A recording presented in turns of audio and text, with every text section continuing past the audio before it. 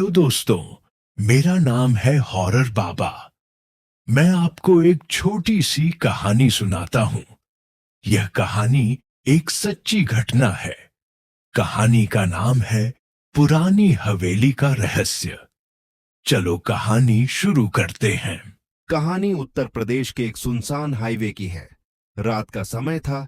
घना कोहरा पूरे रास्ते को ढक चुका था। हाईवे पर मुश्किल से कोई गाड़ी दिखाई दे रही थी। उसी समय एक बड़ा ट्रक धीरे धीरे उस रास्ते पर गुजर रहा था।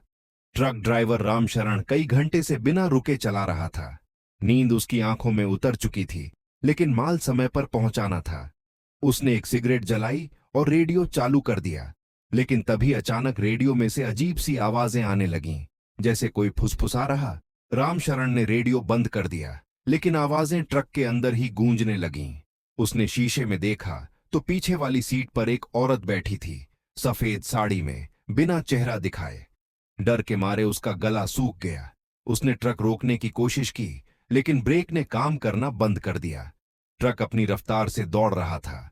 डर के मारे उसका गला सूख गया। उसने ट्रक रोकने की कोशिश की, लेकिन ब्रेक ने काम करना बंद कर दिया। ट्रक अपनी रफ्तार से दौड़ रहा था। अचानक उस औरत ने धीरे धीरे सिर उठाया। उसका चेहरा काला, सड़ा गला और आंखें लाल अंगारों जैसी चमकती थीं। वह बोली, इस सड़क पर किसी ने मुझे कुचल दिया था। अब हर ट्रक को रोकना मेरा हक है। ट्रक जोर से हिलने लगा, जैसे कोई उसे धक्का दे रहा हो। रामशरण चिल्लाने लगा, बचाओ। सुबह जब लोग उस रास्ते से गुजरे तो देखा कि ट्रक सड़क किनारे पलटा पड़ा था।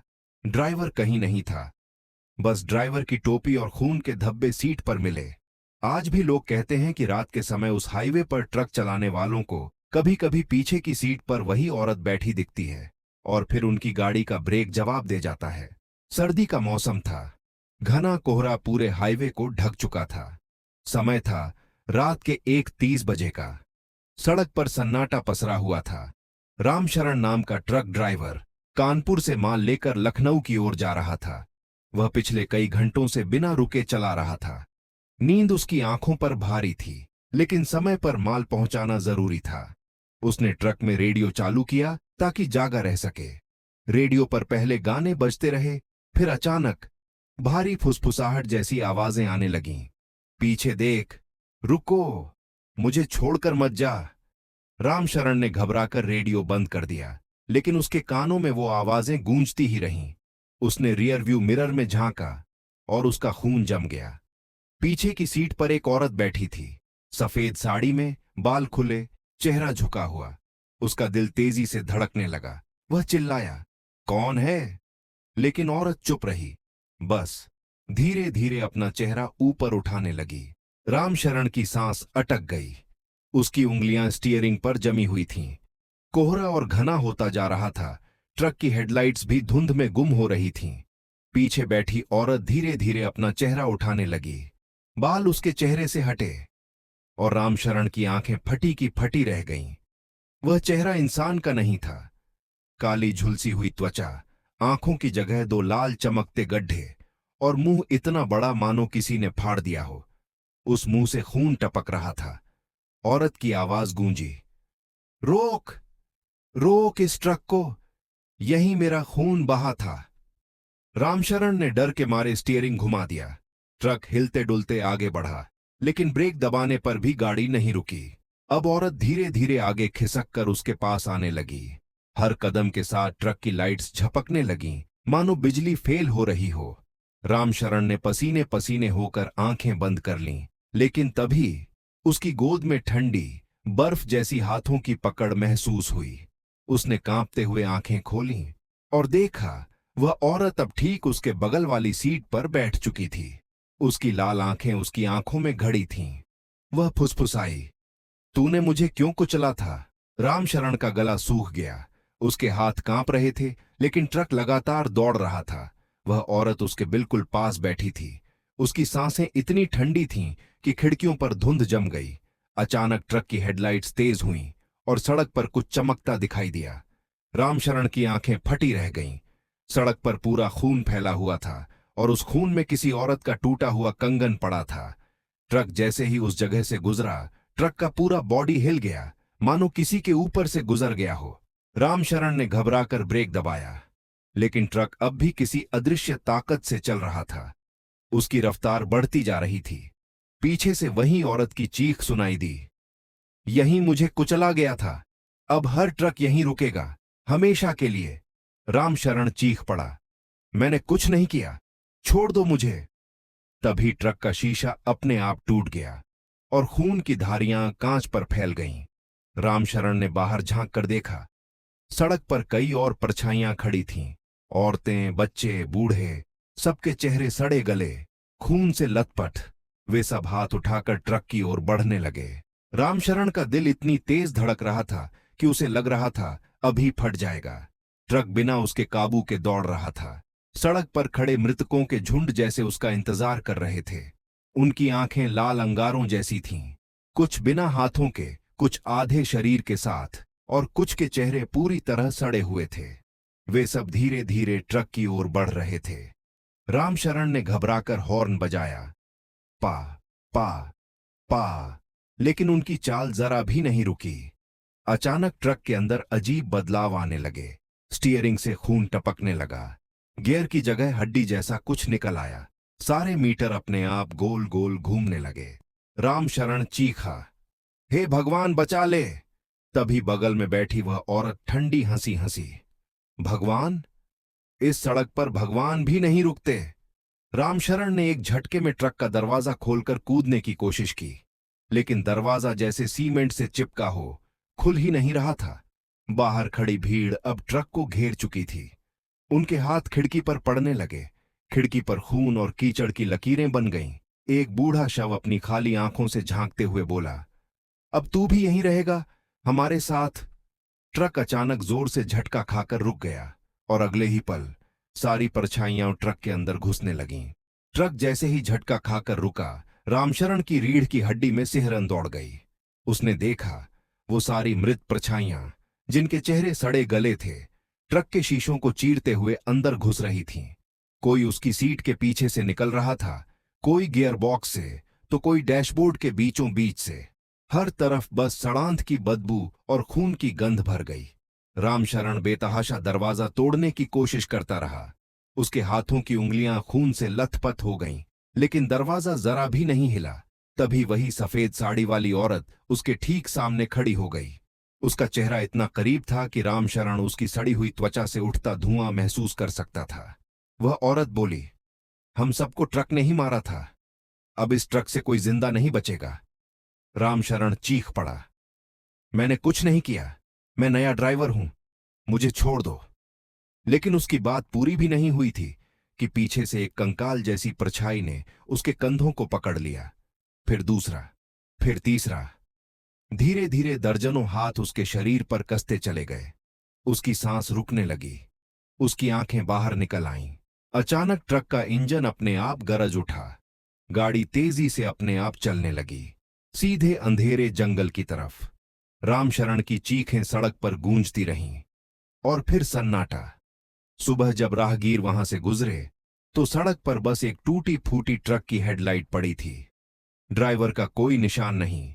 कहते हैं उस रात के बाद जो भी ड्राइवर उस रास्ते से गुजरता है, वह ट्रक कहीं से प्रकट होकर उसके पीछे लग जाता है। और कई बार ड्राइवर को ट्रक के अंदर रामशरण की डरावनी परछाई ड्राइविंग सीट पर दिखाई देती है। रामशरण की चीखें तो उस रात के साथ खत्म हो गईं, लेकिन उसकी आत्मा उसी ट्रक में कैद हो गई। अब वह ट्रक सिर्फ माल ढोने वाला वाहन नहीं था, बल्कि चलता फिरता श्मशान बन चुका था। कुछ महीनों बाद उसी सुनसान हाईवे पर रात को एक और ट्रक गुजर रहा था। ड्राइवर था बलराम, जो अपने आप को बहुत दिलेर समझता था। गांव के लोग पहले ही उसे चेतावनी दे चुके थे, बेटा रात के वक्त उस सड़क पर मत जाना, वहां भूतिया ट्रक आता है। लेकिन बलराम ने हंसते हुए कहा था, अरे भूत प्रेत सब बकवास है, मैं देख लूंगा। उस रात जब उसकी घड़ी ने 12 बजाए, तभी पीछे से एक अजीब सी हेडलाइट की चमक दिखाई दी।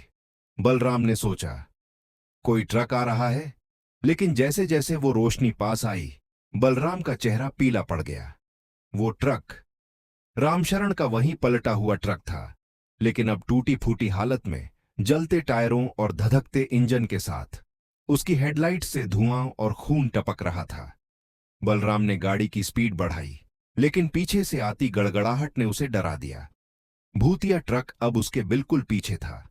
बलराम ने डर के मारे रियर मिरर में देखा और मिरर में उसे साफ दिखाई दिया।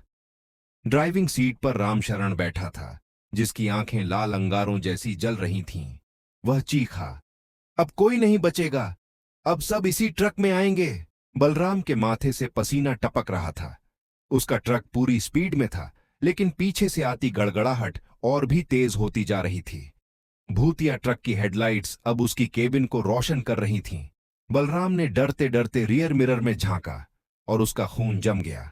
रामशरण अब सिर्फ ड्राइविंग सीट पर नहीं था, बल्कि उसके ट्रक की पिछली खिड़की में भी वही लाल आंखें चमक रही थीं, जैसे वह दोनों ट्रकों में एक साथ मौजूद हों। भाग मत, अब तू भी यहीं रुकेगा। रामशरण की आवाज दोनों ट्रकों से गूंज रही थी। बलराम ने गैस और दबा दी। ट्रक झटके से और तेज भागा। सड़क पर बने गड्ढों और मोड़ों से गाड़ी हिल रही थी, लेकिन उसकी जान बचाने का और कोई रास्ता नहीं था। अचानक पीछे वाला ट्रक सीटी जैसी आवाज करता हुआ और तेज हो गया। उसकी हेडलाइट से खून की धाराएं निकलने लगीं, जो बलराम के ट्रक पर गिर रही थीं। बलराम ने डर कर शीशा पोंछा, लेकिन शीशे पर खून की जगह हाथों के निशान उभर आए, मानो दर्जनों मरे हुए लोग उसके ट्रक को पकड़ने की कोशिश कर रहे हों। अचानक भूतिया ट्रक ने जोर का हॉर्न बजाया। पा पा पा। वो आवाज ऐसी थी जैसे हजारों आत्माएं एक साथ चीख रही हों। बलराम का दिल कांप उठा। उसने ट्रक को बाएं मोड़ने की कोशिश की, लेकिन स्टीयरिंग फंस गया, और तभी पीछे से आती वो जलती हुई गाड़ी उसकी ट्रक से टकराने के लिए बिल्कुल पास आ गई। बलराम चीख पड़ा, नहीं! बलराम का ट्रक पूरी रफ्तार से दौड़ रहा था, लेकिन पीछे से आता भूतिया ट्रक अब महज कुछ फीट दूर था। उसकी टूटी फूटी हेडलाइट से खून टपक रहा था और इंजन से आग की लपटें उठ रही थीं। बलराम के कानों में अब सिर्फ हजारों चीखों का शोर गूंज रहा था। उसने स्टीयरिंग को मोड़ने की आखिरी कोशिश की, लेकिन स्टीयरिंग अपने आप लॉक हो चुका था। अचानक पीछे से भूतिया ट्रक ने जोर का धक्का मारा। धड़ा मम। बलराम का ट्रक जोर से हिल गया। उसकी आंखों के सामने अंधेरा छा गया और उसने महसूस किया कि कोई ठंडी ताकत उसकी गर्दन पकड़ रही है। अब तू भी यहीं रहेगा। रामशरण की भयानक आवाज उसके कानों में गूंजी। बलराम चीखा, बचाओ! अगले ही पल भूतिया ट्रक ने दूसरी बार टक्कर मारी। बलराम का ट्रक सड़क किनारे पलट गया। ट्रक का शीशा टूट गया। बलराम जमीन पर गिर पड़ा, खून से लथपथ। उसकी सांसें टूट रही थीं, लेकिन असली डर अब भी बाकी था। उसने धुंधली आंखों से देखा। भूतिया ट्रक धीरे धीरे उसकी तरफ आ रहा था। उसकी टूटी हेडलाइट्स में अब सिर्फ रामशरण का खून से सना चेहरा दिखाई दे रहा था। और जब बलराम की आखिरी सांस टूटी, तो उसकी परछाई भूतिया ट्रक के शीशे में कैद हो गई। अब उस ट्रक में एक और आत्मा जुड़ चुकी थी। भूतिया ट्रक अब बिल्कुल सुनसान हाईवे पर अकेला दौड़ रहा था, लेकिन अब इसमें सिर्फ रामशरण की आत्मा नहीं थी, बलराम की आत्मा भी उसमें कैद हो चुकी थी। बलराम की आत्मा ट्रक के अंदर घूम रही थी। उसने महसूस किया कि ट्रक अपने आप चल रहा है और पीछे कोई दिखाई नहीं दे रहा, लेकिन सदियों पुरानी आत्माओं की फुसफुसाहट गूंज रही थी। अब तू भी हमारी तरह है, अब तू भी यही सड़क पार करता रहेगा। बलराम ने कोशिश की, नहीं, मुझे आजाद करो, लेकिन ट्रक ने जैसे उसके शब्दों को निगल लिया। स्टीयरिंग पर उसकी हाथ की जगह कड़ियाओं और ठंडी हड्डियां जम चुकी थीं। अब ट्रक का हॉर्न बजते ही दूर दूर तक हजारों आत्माओं की चीखें गूंजती थीं। रात के समय वही हाईवे पर जो भी ट्रक आता है, वो भूतिया ट्रक पीछे पीछे लग जाता है, और उस ट्रक में बैठी आत्माएं धीरे धीरे नए ड्राइवरों को अपने में जोड़ लेती हैं। रामशरण और बलराम अब ट्रक के भीतर हमेशा के लिए कैद हो गए हैं। वे हर नए ड्राइवर को चेतावनी देते हैं, इस सड़क पर अकेले मत आना, या फिर हमारी तरह बन जाओ। कहते हैं, आज भी जब रात के समय उस हाईवे पर कोई ट्रक चलता है, तो पीछे की सीट पर सफेद साड़ी वाली औरत की परछाई और ड्राइविंग सीट पर रामशरण और बलराम की लाल आंखें दिखाई देती हैं, और जो भी उन्हें देखता है, उसका अगला कदम कभी वापस नहीं आता। कहते हैं कि उस हाईवे पर आने वाले हर ट्रक के पीछे अब भूतिया ट्रक लग जाता है, लेकिन ये केवल पीछा नहीं करता, यह ट्रक अपनी आत्माओं को नए ड्राइवरों में शामिल कर लेता है। रामशरण और बलराम अब ट्रक के भीतर हमेशा के लिए कैद हैं। वे अपने साथ सफेद साड़ी वाली औरत और उन सभी मृतकों की आत्माओं को लेकर चलते हैं। हर रात जो भी ट्रक उस हाईवे से गुजरता है, वो भूतिया ट्रक पीछे पीछे आ जाता है। ड्राइवर जब ट्रक की पीछे की सीट पर झांकता है तो वह देखता है खून से लथपथ चेहरे, लाल जलती आंखें और फुसफुसाती आवाजें। अगर कोई डर के मारे ट्रक रोकने की कोशिश करता है तो ट्रक अपने आप तेजी से चलने लगता है। ब्रेक काम नहीं करते, गियर फंस जाते हैं और जो भी बाहर निकलने की कोशिश करता है उसकी आत्मा ट्रक में शामिल हो जाती है। कई लोगों ने बताया कि रात के समय वह ट्रक कभी कभी अचानक गायब हो जाता है, लेकिन फिर किसी नए ड्राइवर के पीछे दिखाई देता है, जैसे ट्रक शापित हाईवे का खुदा हो। आज भी लोग डर के मारे उस सड़क से रात में नहीं गुजरते, और जो गुजरते हैं उन्हें बस एक चेतावनी सुनाई देती है, इस सड़क पर अकेले मत आना या फिर हमारी तरह बन जाओ। रास्ता सुनसान, कोहरा घना और रात का सन्नाटा, और कहीं पीछे भूतिया ट्रक अपनी अगली शिकार की तलाश में दौड़ रहा है।